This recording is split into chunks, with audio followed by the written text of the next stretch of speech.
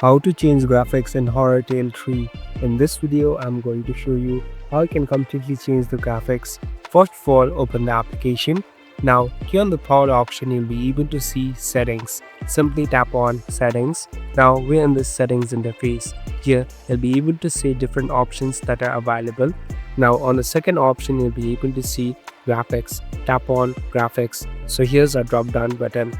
Here, you can customize your graphics accordingly. So basically there are three mediums: low, medium and high. So you can select it according to your mobile. So if you have a strong and powerful mobile, you can simply tap on high.